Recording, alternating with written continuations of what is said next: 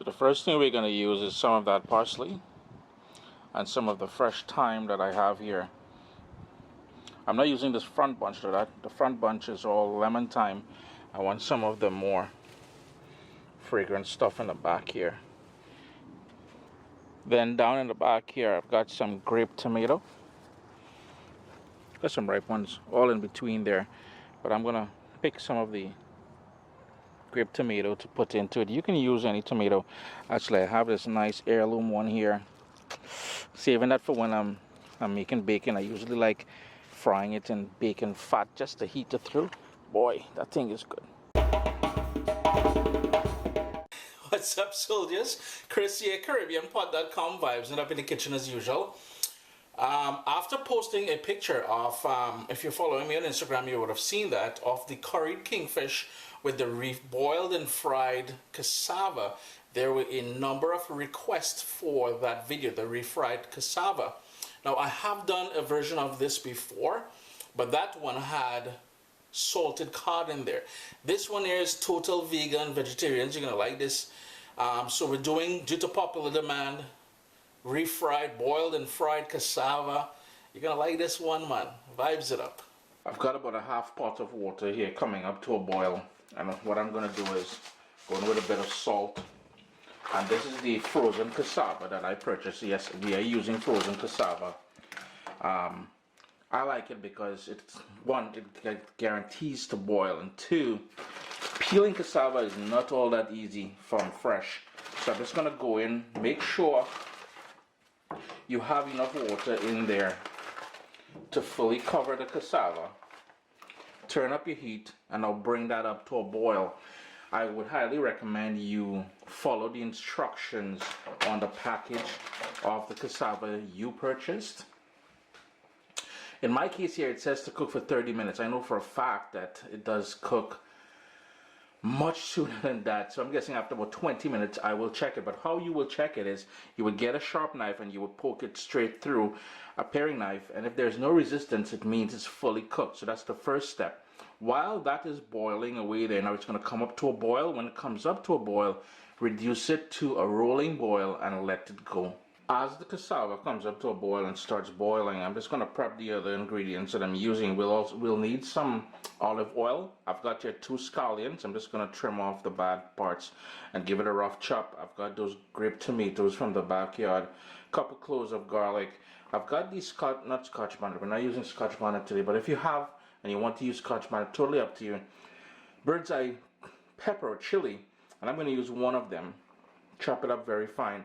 Half of a medium onion, I'm going to dice that. We're going to get the leaves off the sprigs of thyme, and we've got that parsley over here. We'll also need some fresh ground black pepper, and that's it. So go ahead and prep this and keep it aside. With the grape tomatoes, I'm just going to cut them probably in half or something. You can use a regular tomato, totally up to you.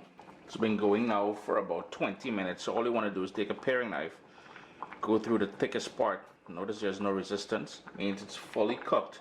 Just going to turn my heat down all the way to low because I need to put another pot on there. Drain it and allow it to cool for a few minutes while we prep the other ingredients. Here I have a semi-wide saucepan on medium heat, and I'm going to go in with some olive oil. And you may need quite a bit of that olive oil, so I'm guessing about 2 tablespoons of that olive oil. And right away I'm going to go in with the diced onion,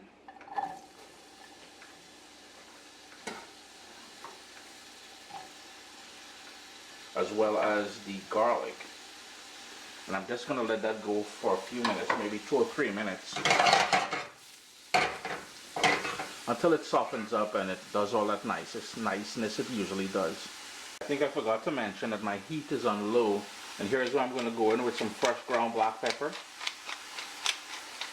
All the ingredients we use today will be mentioned down in the description of the video, and I'll also have something on CaribbeanPot.com detailing all the ingredients and everything else. The scallion, the parsley, and I've got the fresh thyme, and all I'm going to do is take the leaves off and directly into the pot.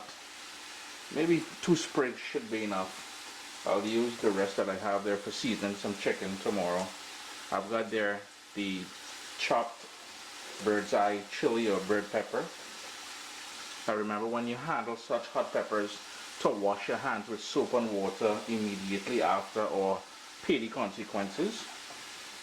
And we've got all that tomato. Yeah, the tomato could have been a bit more ripe, but all the ripe ones, I guess the birds got to them before I got to them. Heat's still on low, and we want that to cook down for a few minutes.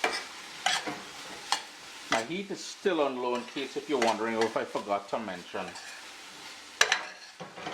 Just sweat that down maybe for about 1 more minute, just to get all those flavors combined and some niceness happening in the pot there. We just move over here for a second. Now I'll show you what we're doing. Here I have the cooked cassava, but I wanted to point out a couple things to you guys. You're going to notice a sort of a rope sort of business down the center of it. I think my parents used to refer to it as the heart of the cassava, and you really want to remove that because you're not trying to eat that. That is very tough, very stringy. Just want to go through all the pieces to make sure there isn't any left back.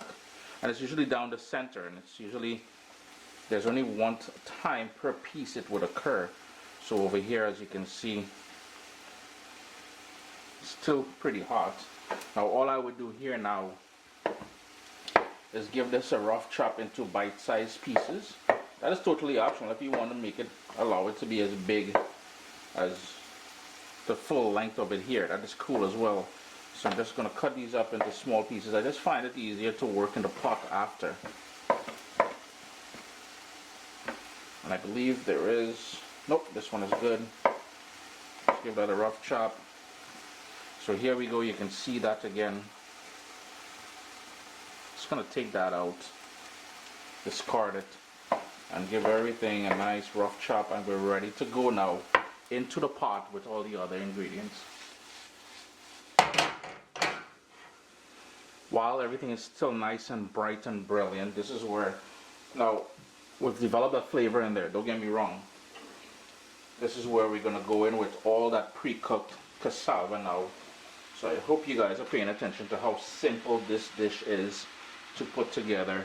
In under half an hour you'll be eating good. Yeah, this is a one-pot kind of dish, or you can use it as a side dish to stews and curries. And typically what we would put in here, and you would see the original recipe I have here on the channel, has salted cod in there. Yo, that adds a wicked flavor to it, man.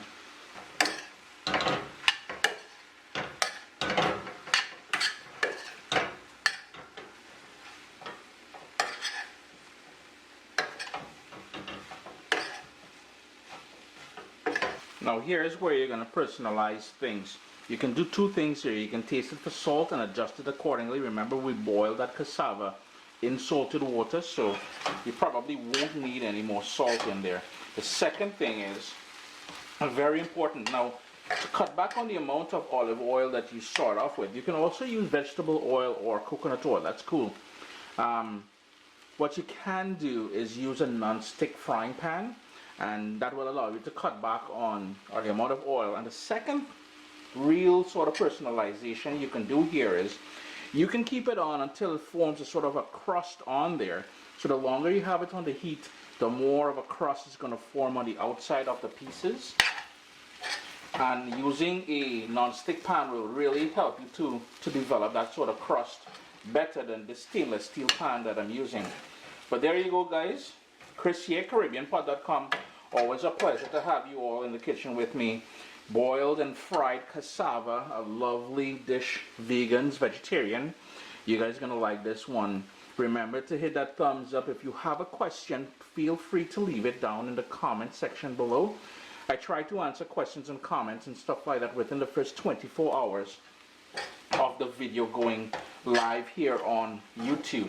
Additionally, I don't know if you guys are aware of this, but I'll put the link down below. I do a weekly chat on Facebook Live where I answer questions and stuff like that relating to the recipe. So vibes it up, man.